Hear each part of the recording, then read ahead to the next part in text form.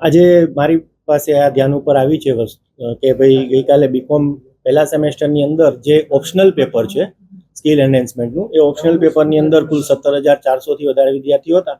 એમાંથી 7 જ કોલેજો એવી હતી કે જેની અંદર આ 50 માર્કનું પેપર ગયેલું હતું.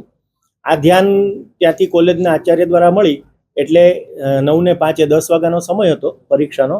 એ પહેલા પરીક્ષા વિભાગે એક 25 માર્કનું પેપર છે એ જે તે 7 કેન્દ્રના કુલ કંઈક 600 વિદ્યાર્થીઓની આસપાસ હતા એ લોકોને એ નવું પેપર આપ્યું છે અને પરીક્ષા શાંતિપૂર્ણ રીતે પૂરી થયેલી છે.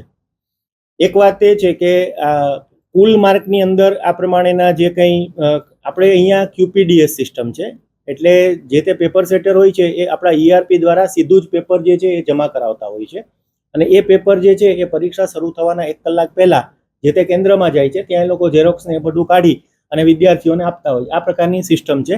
એટલે કોઈ જાતના પેપર લીકિંગ કે એવું ન થાય એના માટેની આ સિસ્ટમ વર્ષોથી છે અને વેલ એસ્ટાબ્લિશ છે આપણી આ સિસ્ટમ. એટલે એમાં અધ્યાપકે 50 માર્કનું પેપર કાઢ્યું હોય તો એ એમના પક્ષે ભૂલ કહેવાય અને એ અધ્યાપક જે હશે એ અધ્યાપકની અંદર આપણે એમને ખુલાસો એમની પાસે માંગીશું.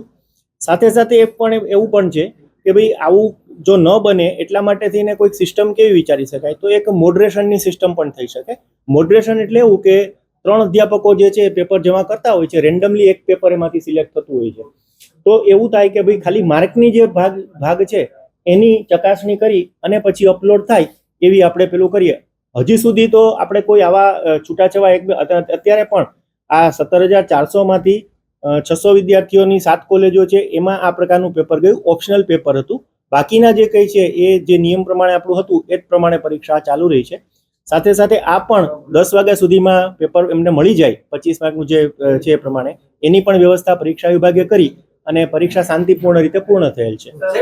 એટલે મેં હમણાં આપને વાત કરી એ પ્રમાણે પેપર સેટરને પણ આની અંદર આપણે ખુલાસો માંગીએ. યુનિવર્સિટીએ ભૂતકાળમાં પણ આવું કર્યું છે અને અત્યારે પણ આ કરીશું. સાથે સાથે આવી ઘટનાઓ જે છે એ ન બને એના માટે કોઈક QPDS સિસ્ટમ જે છે એ ફૂલ પ્રૂફ સિસ્ટમ છે. એક વખત પરીક્ષા જે પેપર સેટર છે એ પેપર અપલોડ કરી દે છે, પછી એને કોઈ જોઈ શકતું નથી અને એ ત્રણ અધ્યાપકો અપલોડ કરતા હોય છે. એટલે આ પ્રકારની જે વ્યવસ્થા છે એમાં આવી કોઈ પ્રકારની ગ્લિચ ન રહે માર્કને લગતી. અભ્યાસક્રમની પેપર હતું એવો કોઈ બીજો પ્રશ્ન નહોતો. માત્ર ખાલી જે કુલ માર્ક જે છે એ 25 હોવા જોઈએ ઓપ્શનલ પેપરમાં 2 ક્રેડિટનું, અને એની બદલે એમાં 50 માર્કનું પૂછાયું હતું. તો આ 7 કેન્દ્ર છે એમાં પેપર બદલી અને ફરી પાછું કર્યું છે. પણ આપણે જે કહ્યું એ પ્રમાણે પરીક્ષકનો પણ એની અંદર ખુલાસો માંગવામાં આવે અને જે પણ આમાં યુનિવર્સિટીના નિયમ પ્રમાણે કાર્યવાહી થાય. મને આવા કોઈ આરોપોની અત્યારે જાણ નથી, એટલે એમાં હું કોઈ જાતની કોમેન્ટ ન કરી શકું. ડીન છે એ કદાચ રૂબરૂ મળીને રજૂઆત કરે, આખી શું વિગતો છે એ જાણીને હું આના ઉપરની કોઈ પ્રતિક્રિયા કરી શકું.